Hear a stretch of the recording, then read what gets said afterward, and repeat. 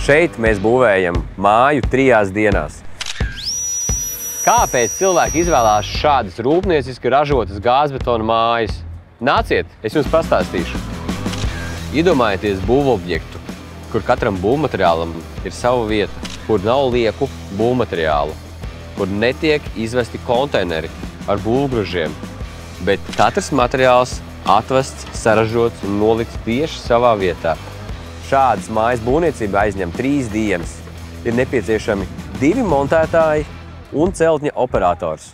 Šodien notiek paneļu montāžas process.